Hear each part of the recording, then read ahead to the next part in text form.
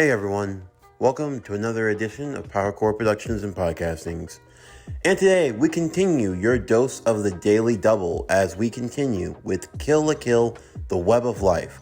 What if Spider-Gwen was in Kill la Kill, Part 4. As always, if you are new to the channel or if you're a regular and like what we have to offer, then please don't forget to like, comment, subscribe, share, and hit that bell for post notifications so you can stay up to date on everything that is PowerCore Productions and Podcastings that has to come out now and in the future. Where we last left off with our story, Satsuki has decided to cause the major purge of the school, wanting to weed out the weak and unworthy until only the strongest remain. That being our 4 spider heroes, as they seek to uncover the truth of the past that Satsuki is clearly hiding.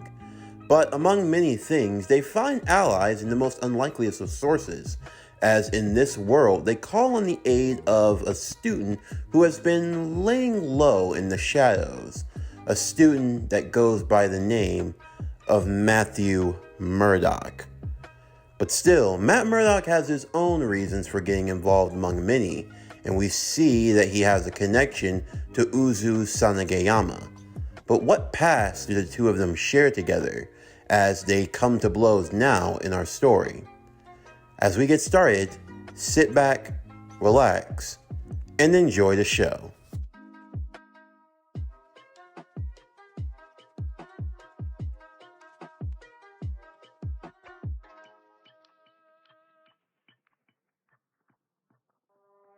Both teams stood back and watched as the first 2 combatants took their stage on the battlefield. Matt Murdock and Uzu Sanegayama. The two giving off an intense aura as they stood across from one another. Showing your face back here again after what you did, Murdock. I gotta say, you have a lot of nerve. You're the only one that chooses to live in the past, Uzu. I suggest you get over it. If you think this is about the past, you're surely mistaken. I got over what you did to the gang a long time ago. The only thing that matters to me is just destroying you. Is that right? Because from that tone in your voice, it sounds like you still hold a grudge. Why? Because you destroyed what we used to have?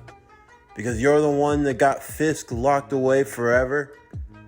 Because everything we worked for, everything we built, you tore it apart. And even then, when I thought you and I could reconcile, and when I thought we could work together, you abandoned me. We all have our own walks of life, Sanegayama. I have my path just like you have yours. You talk so much from a place of authority, and look at you. You're nothing more but a low-down common thug, just like he was. Kingpin of Japan. You're no kingpin. You're right. I'm something far more dangerous. I've heard. You've really turned yourself into the beast from what I've been hearing. And the fact that you're the 3rd person to have a Kamui. Many in the stands and watching about would be shocked. He had a Kamui? But how? It was because of what had happened 2 years ago. There was an incident. You see, Sanegayama, Murdock, they were once friends. They rolled in the same gang, if you will, that was headed by the original Kingpin, one of the top students of the school, his name being Wilson Fisk. Safe to say, power in Hojin Academy was all that mattered. As long as you had the right connections, the right plugs, you could do anything and everything, so long as you made sure not to get on anyone's bad side. And Fisk, he embodied that to a T. He was able to control a lot of territory and do a lot of things. And he found a young Uzu, as well as a young Matthew Murdock. The two of them followed under the kingpin, with Matthew being the brains of the operation and Uzu being the right-hand muscle. Of course, though, things didn't go entirely as planned. You see, it all started with Matthew's father.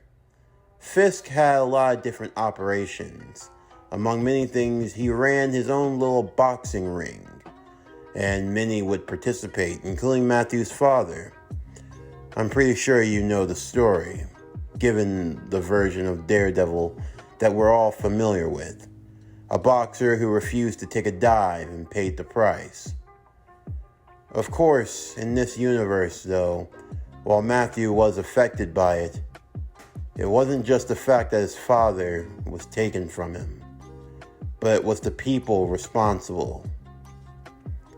Of course, Uzu did not actually be the one to give the final strike, but still he was there. In Matthew's mind, he was just as guilty, but he didn't want to kill him. But instead, he had his own plans. Instead, he destroyed the gang from within. He tore it apart, picked its bones from the ashes, and started anew. About your father, Uzu said. There's no point in bringing it up. The past is the past, my friend. I know you weren't the one that dealt the killing blow, even though you were assigned to do it. I thought Fisk was going too far myself. Just for one match, I didn't think it'd be much of a big deal. I understand why you were angry and why you want your revenge.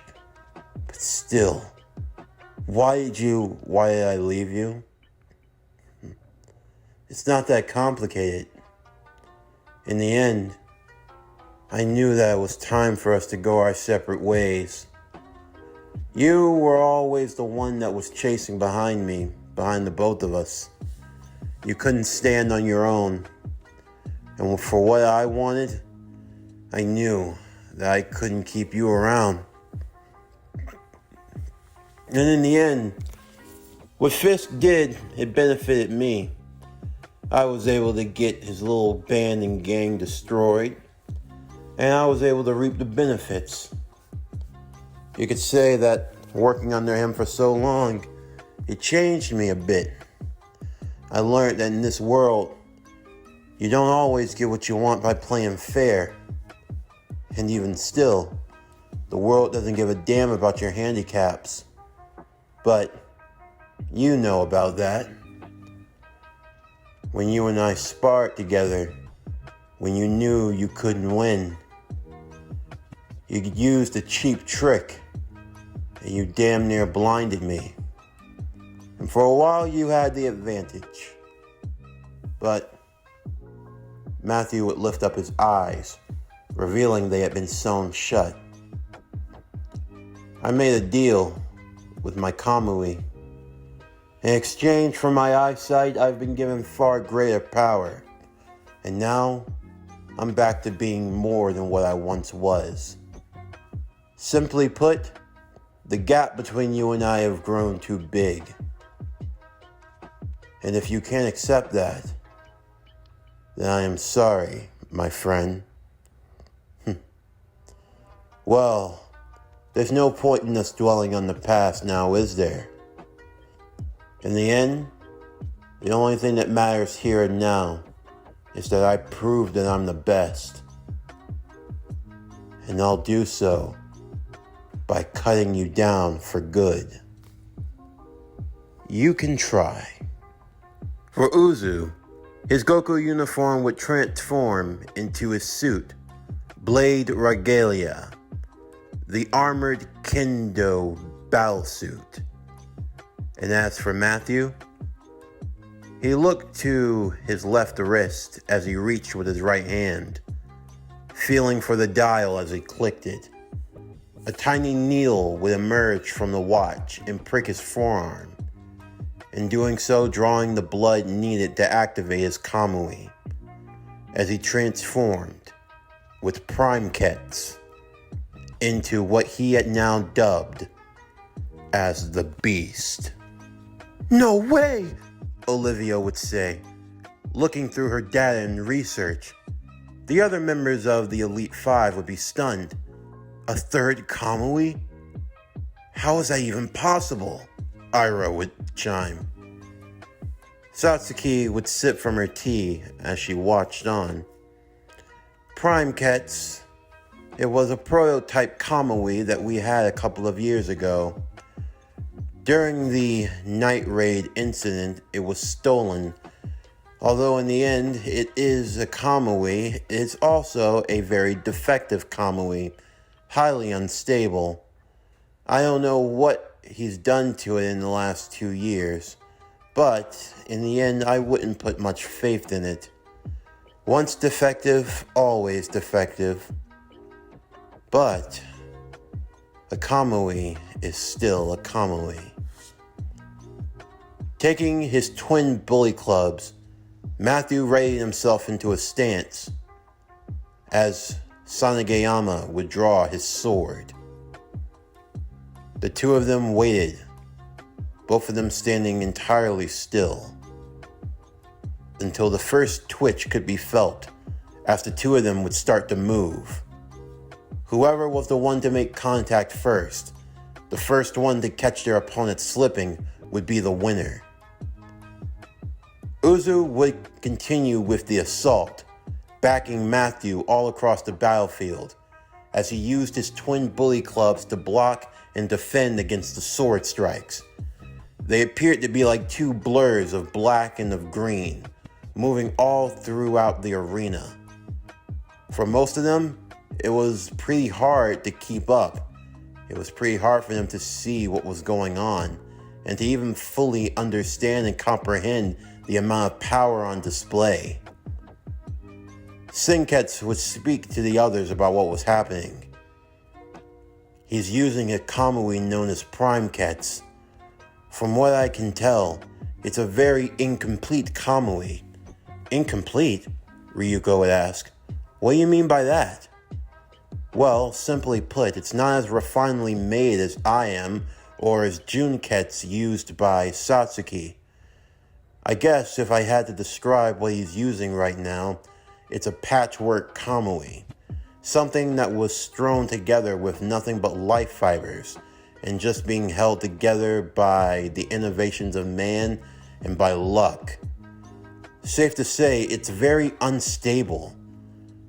Or, if I had to say a better way of putting it, it's like a power that isn't stabilized at the moment, and there are cracks within the foundation. Imagine driving a car and your gas tank isn't entirely secure. One false move and the whole thing could explode. But still, the power output's amazing. How long do you think he's going to last? Ryuko would ask. That's hard to gauge. The power isn't as refined as when you and I merged together, or among any others that I've ever seen.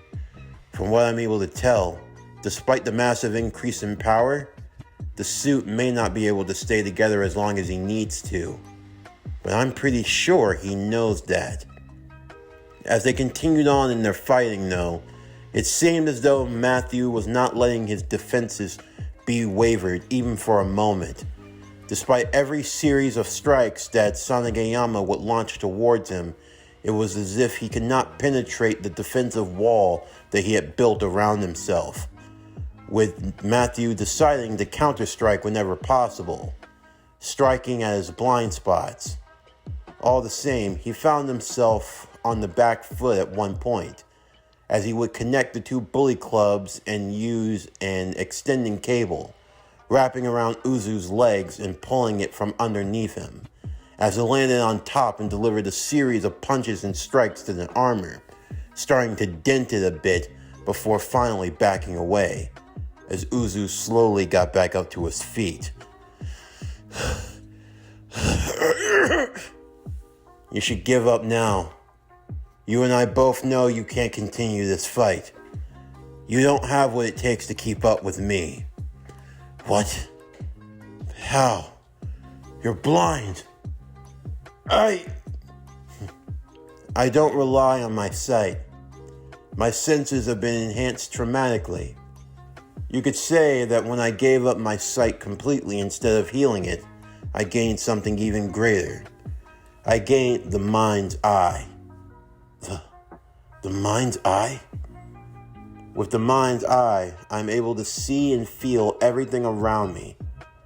My strength, my reflexes, my speed, my hearing, they've all been enhanced to an even higher level. I can hear your heart beating. I can feel the beads of sweat running on your forehead under your armor. Every time your muscles twitch, I can tell which way you're going to go. Your whole body, it's like it's cheating against you. It gives away your very secrets. But do you want to know why my power is called the power of the beast? It's because it strengthens the feralness inside of me. It's something I have to control. Bloodlust, my rage, my anger. The only way for me to use this power effectively is to remain calm. That's the only reason why I've been able to get as strong as I have now. To gain true power, I had to give up something. And yes, I gave up my sight, but I gave up something far greater. The hatred and the vengeance that I had against you.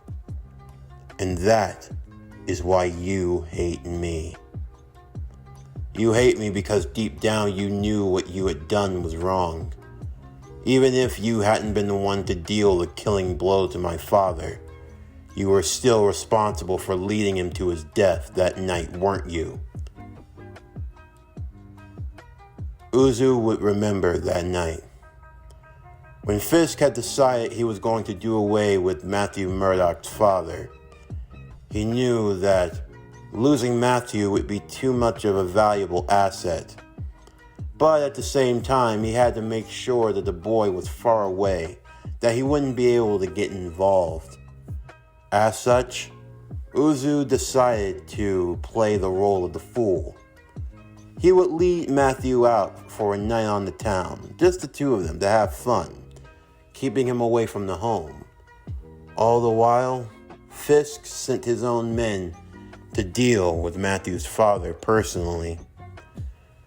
By the time Matthew found out what happened, they tried to pin it on some random robbery of occurrence. But of course, Matthew was too smart for that, and soon he got close to figuring out the truth. It was then decided, though, when Matthew would attempt to lunge out in rage, Uzu decided to blind him as a way of subduing him, keeping him under control. But rather, they had done the opposite. The guilt had been racking inside of Uzu for so long. And now that he met the person whom he had wronged, he wanted him to lash out in anger, to just throw all caution to the wind, but yet Matthew refused to do it. So that's why. That's why you won't rage against me. Because in the end you would lose control. Matthew would stagger back for a moment. His comedy was already starting to reach its limit. Are you serious? I thought I had more time. Oh well. It's time for us to end this, Sanegayama. Are you going to yield? You know I can't do that. Even if you have gotten over your vengeance, even if this battle is no longer a battle of the past, in the end I still have my pride. I can't afford to lose to you now. Not when Lady Satsuki is depending on me. So, let's make the most of this. Uzu would get into a stance. Murdock would get into another one himself. For what seemed like an eternity, the two stood absolutely still. And then in one swift motion, they both appeared on opposite sides of the arena, as if they had moved past one another. Uzu would sheathe his blade, while Murdock would sit his two bully clubs to the side, reattaching them and turning them back into a walking cane. His Kamui would now deactivate and he would return to his red suit. As for Blade Regalia, it would also de-transform, and Uzu would return back to his Goku uniform. The two stood there as they waited. I see, Uzu would say. The power of the mind's eye. You should teach it to me sometime. It will cost you. Well, you know what they say. No sacrifice, no victory. Uzu Sanegayama would fall to his knees before collapsing to the ground in defeat. Matt Murdock would be considered the winner. As Matthew would join back with the others as Sanegayama was rushed off of the battlefield, everyone would be mightily impressed, including Mako. Oh wow, Matthew, that was awesome. I mean, really, really awesome. I mean, you were able to go like whoosh, whoosh, whoosh, and then you went like da, da, da, and then you moved so fast, he didn't even see it coming. And the way you were able to block that punch even without turning around, and then you went ooh, ooh, ow. All right, calm down, Mako. I've done my job. Now it's time for the rest of you to do yours. Make sure you bring this home. Especially you, Mako. Remember, you owe me that second wish. Yeah, don't worry. We got this. We're already up 1. We're gonna get a clean sweep over these guys. If you think so, then you are gravely mistaken. Ira Gamagori, the large member of the Elite 5, would step forward. So, who will be my opponent? Will it be you, Matoi? Or you, Stacy? Or you? Actually, it's gonna be me. I expected no less. Hobie? Ryuko would say. Hey, I got my own dream I'm fighting for too. And besides, I remember what he did to me the first day of school. I didn't like being face palmed, bro. Mad disrespectful. As a member of the disciplinary committee, it's my job to beat respect into you. Yeah, high man of authority. But you should know, I bloody don't like authority. Hobie would then jump down into the arena himself, slinging his guitar on his back as he walked towards the towering Ira. Hobie then looked up to Satsuki, who was finishing her cup of tea, as he gave her a wink and a smile. Satsuki, baby! I dedicate this victory to you. I'm flattered, but you've still got a long way to go, my friend. Oh, don't worry. Ain't no mountain high enough to keep me from getting to you, love. And I won't keep you waiting. I'm still looking forward to that lobster and steak dinner, and then later on, some dessert. But in order to get what I want, I gotta beat the hell out of you, big boy. Hobie would then transform into his Spider-Punk suit. Now, this can go one of two ways. You can turn around, walk your tight suit wearing ass out of this ring, and leave with your head held high and your tail tucked between your legs. Or, and this is the more fun option, I take this guitar. You see this guitar right here? Then I take your big, dumb, mug-looking head and I treat it like my own personal drum, and I play these people a song. The song's gonna be you crying on the ground like a girl. Well, it looks like our spider's wearing bigger britches than normal today. You really are full of yourself. I hope they remember you, because when I'm done, the itsy bitsy spider is gonna go splat. Bring it. This concludes Kill la Kill: The Web of Life. What if Spider-Gwen was in Kill la Kill Part 4? Stay tuned for tomorrow's video as we continue Konosuba: The Adventures of Spider-Ham. What if Kazuma was Spider-Ham, Season 1, Part 4, the Season 1 finale. But anyway, that's going to do it for the end of today's video. And stay tuned for tomorrow's afternoon dose of the Daily Double. But anyway, that's going to do it for the end of today's video. I'm Javon Harrington with PowerCore Productions and Podcastings. Signing off, and I'll see you next time.